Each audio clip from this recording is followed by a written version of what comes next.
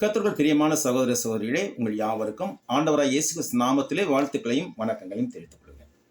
இன்றைய நாளிலே நாம் ஆதியாகமம் 37ஆம் அதிகாரத்தில் இரண்டாவது பகுதியை பார்க்க இருக்கின்றோம்.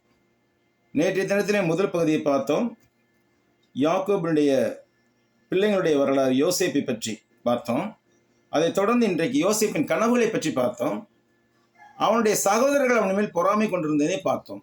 இன்றைக்கு இரண்டாம் பகுதியாக ஆடுமைக்கு சென்ற சகோதரரை தேடி போன யாக்கோபு மற்றும் சகோதரனின் சூழ்ச்சி ஆகிய தலைப்புகளிலே சில காரியங்களை பார்ப்போம். 12ஆம் வசனத்தில் இருந்து இதை தொடர்வோம். இன்றைய நாளுக்கான திறவுகோல் வசன பகுதி ஆதியாகமம் 37ஆம் அதிகாரம் 20ஆம் வசனம். நாம், அதாவது யோசேப்பின் சகோதரர்கள் அவங்களுக்குள்ள பேசிக்கிறாங்க. நாம் அவனை கொன்று, யாரை? யோசேப்பை. அவனை கொன்று இந்த குழிகள் ஒன்றிலே அவனை போட்டு ஒரு துஷ்ட மிருகம் அவனை பட்சித்தது என்று சொல்லுவோம், வாருங்கள். அவனுடைய சொப்பனங்கள் எப்படி முடியும் என்று பார்ப்போம் என்றார்கள்.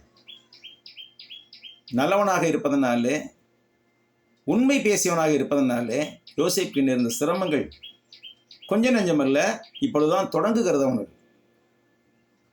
ஆடுமைக்கு சென்ற சகோதரர்களை தேடி போன யோசேப்பின் சகோதரர்கள் தங்கள் தகப்பனின் ஆடுகளை மேய்க்க போனார்கள். அப்பொழுது இஸ்ரவேல் யோசேப்பை நோக்கி, உன் சகோதரர் சீக்கேமில் ஆடுகளை மேய்க்கிறார்கள், நீ போய் அவர்கள் நலமாய் இருக்கிறார்களா என்று பார்த்து விட்டு வா என்று கூறினான். அப்படியே யோசேப்பு சீக்கேமுக்கு போனான். ஆனால் அவன் போன வழி தப்பி போயிற்று. வழி தெரியாமல் அலைந்துக்கிட்டு இருக்கான். காட்டுக்குள்ள அலைஞ்சுக்கிட்டு இருக்கான். அப்படி அலைந்து கொண்டு இருக்கும்போது எதிர்பட்ட ஒரு மனிதன், என்ன தேடுகிறாய் என்று கேட்டான். அதற்கு யோசேப்பு, என் சகோதரர்களை தேடுகிறேன், அவர்கள் எங்கே ஆடு மேய்க்கிறார்கள் சொல்லும் என்றான். அந்த மனிதன், அவர்கள் இவ்விடத்திலிருந்து போய்விட்டார்கள், தோத்தானுக்கு போவோம் வாருங்கள் என்று அவர்கள் சொல்ல கேட்டேன் என்றான். சீக்கேமிலே ஆடுகளை மேய்த்து கொண்டிருந்தவர்கள், ஆடுகளுக்கு தண்ணீர் இல்லையா அல்லது புல் இல்லையா என்று தெரியவில்லை. அங்கிருந்து தோத்தான் என்ற இடத்துல நிறைய புல் இருந்திருக்கலாம், தண்ணீர் இருந்திருக்கலாம். அதனாலே அங்கே போவோம் வாருங்கள் என்று சொல்லி பேசுவதை கேட்டுக்கொண்டிருந்தான் இந்த மனிதன். எனவே அப்பொழுது யோசேப்பு தன் சகோதரரை தொடர்ந்து போய் அவர்களை தோத்தானிலே கண்டுபிடித்தான். தோத்தான் என்ற இடத்துல சகோதரரை கண்டுபிடித்து விட்டான். இப்பொழுது சகோதரர்கள் என்ன சூழ்ச்சி செய்கிறார்கள் பாருங்கள். யோசேப்பு தூரத்தில் வர கண்ட அவன் சகோதரர்கள், அவன் தங்களுக்கு அருகில் வரும் முன்னே அவனை கொலை செய்யும்படி சதியாலோசனை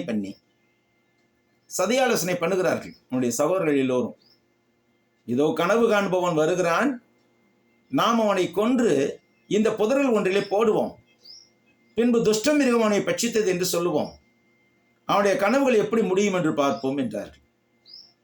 ஆனாலும் எல்லா சகோதரர்களும் அவன் மேல் வஞ்சமாய் இருந்த போதிலும் ஒருத்தன், ரூபன் மூத்தவன், என்ன செய்தான்?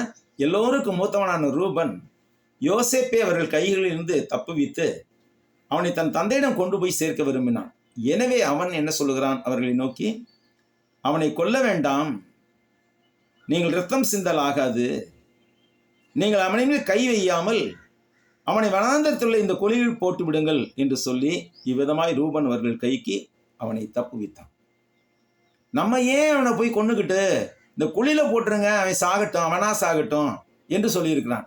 எதுக்குனாக்கா, அப்படி போட்டாங்கனாக்கா அவங்க இல்லாத நேரத்தில், மற்ற சகோதரர்கள் இல்லாத நேரத்தில் வந்து ரகசியமாக அவனை காப்பாற்றி கொண்டு போய் அவங்க அப்பாட்ட சேர்த்துடலாம் அப்படிங்கிற ஒரு எண்ணத்தில் இந்த குழியில போட்டுடலாம்ப்பா, நம்ம ஏன் போய் அவனை கொண்டுகிட்டு அப்படின்னு சொல்கிறான். பிறகு 6வது உட்பிரிவு இந்த அத்தியாயத்திலே யோசேப்பு மீதியானிடம் மீட்கப்பட்டது. யோசேப்பு அவர்களிடத்தில் வந்தபோது அவர்கள் அவன் உடுத்தியிருந்த பலவர்ண அங்கியை கழற்றி அவனை அந்த குழியிலே போட்டார்கள். அது தண்ணீர் இல்லாத வெறுங்குழியாய் இருந்தது. பின்பு அவர்கள் உணவு உண்பதற்கு அமர்ந்தார்கள். அப்பொழுது அவர்கள் கண்களை ஏறெடுத்து நோக்கிய போது கீலேயாத்திலிருந்து வருகிற இஸ்மவேலருடைய கூட்டத்தை கண்டார்கள்.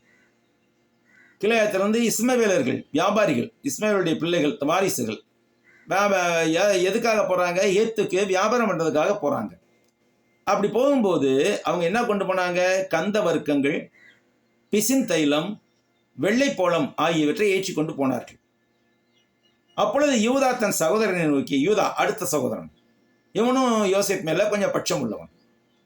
அப்பொழுது யூதா தன் சகோதரனை நோக்கி, நாம் நம்முடைய சகோதரனை கொல்லுவதால் லாபம் என்ன? அவனை பேசாமல் இந்த இஸ்மவேலருக்கு விற்று போடுவோம் என்றான். நம்ம கொல்றதுனால நமக்கு என்னடா லாபம் கிடைக்க போகுது? ஒரு பையனை பேசாம நம்ம கண்ணு முன்னாடி அவன் இருக்க வேண்டாம், இந்த இஸ்மவேலருக்கு விற்று போட்டாங்க, அவங்க என்ன செய்வாங்க? எகிப்துக்கு கொண்டு போயிடுவாங்க, நம்ம நிம்மதியா இருக்கலாம் அப்படின்னு சொல்றான். எப்படியோ யோசேப்பும் உயிரோடு இருப்பான் எங்கிட்டாவது அப்படிங்கிற ஒரு நம்பிக்கை அவனுக்கு. அவர்களும் அவனுக்கு இணங்கினார்கள். அந்த வர்த்தகரான மீதியானியர் கடந்து போகிற போது, மீதியான் தேசத்திலிருந்து வந்ததுனாலே மீதியானியர் என்று அழைக்கப்பட்டார்கள். இஸ்மவேலுடைய வாரிசுகளாக இருந்ததுனாலே இஸ்மவேலர்கள் என்று அழைக்கப்பட்டார்கள். மீதியானியராகிய இந்த இஸ்மவேலர்கள் கடந்து போகிற போது அவர்கள் யோசேப்பை குழியிலிருந்து அந்த குழியிலிருந்து தூக்கி எடுத்து அவனை இஸ்மவேலர் கையில் 20 வெள்ளிக்காசுக்கு விற்று போட்டார்கள். 20 வெள்ளிக்காசு வாங்கிக்கிட்டு அவனை வித்துட்டாங்க. அவங்க அவனை வச்சு லாபம் சம்பாதிக்காம 20 வெள்ளிக்காசு கொடுத்து வாங்கிட்டு போயிருக்காங்க. அங்கே போய் எகிப்தில் போய் அவனை அடிமையாக வித்தாக்கு இன்னும் கொஞ்சம் அதிகமான பணம் கிடைக்கும் அப்படிங்கிற நம்பிக்கையில் என்ன செய்கிறாங்க? வாங்கிட்டு போயிடுறாங்க. அவர்கள் யோசேப்பை எகிப்துக்கு கொண்டு போனார்கள். இவ்விதமாய் யூதா யோசேப்பின் உயிரை காப்பாற்றினான். ஆனாலும் இந்த வேளையில் ரூபன் அங்கு இல்லை. ரூபன் இல்லை, எங்கேயோ வெளியே போயிருந்தான். ரூபனுக்கு இது தெரியாது, விற்று போட்டது தெரியாது, குழிக்குள்ள போட்டது தான் தெரியும் ரூபனுக்கு. ஆனால் யூதா ஒரு ஐடியா கொடுத்து அவனை உயிரை காப்பாற்றி துரத்தி விட்டாங்க, விற்று போட்டார்கள். அதனால இந்த காரியம் யாருக்கு தெரியாது? ரூபனுக்கு தெரியாது. அவன் ரூபனுக்கு தெரியாது இருந்தபோது, அவன் திரும்பி வந்த போது என்னவாயிற்று என்பதை நாம் அடுத்த வீடியோவில் காண தொடங்குவோம். பிரியமானவர்களே, தபால் பாடத்திற்காக நீங்கள் குறிப்பாக ஜெபிக்கும்படி உங்களை அன்போடு வேண்டிக் கொள்கிறேன். ஏனென்றால் பல இடங்களில் அனுப்பின தபால் சென்று சேர்வதில்லை. தபால் அலுவலகத்தில் மிகவும் அசட்டையாக இருக்கிறார்கள். நம்ம கேட்டாலும் சரியான பதில் சொல்றதில்லை அப்படின்னு சொல்றாங்க. நிறைய பேர் எங்களுக்கு வரவே இல்லை அப்படிங்கிறாங்க. அதனால இந்த தபால்கள் எல்லாம் ஒழுங்காக சென்று சேர வேண்டும். அவர்கள் அனுப்புகின்ற தபால்கள் எனக்கும் சரியான சமயத்தில் சேர வேண்டும் என்பதற்காக ஜெபிக்கும்படி உங்களை அன்போடு வேண்டிக் கொள்கிறேன். உங்களில் யாருக்கேன தபால் பாடம் தேவை என்றால் நீங்கள் எனக்கு தெரிவிக்கலாம். என்னுடைய மொபைல் எண் 8807338137 880-733-8137 880-733-8137.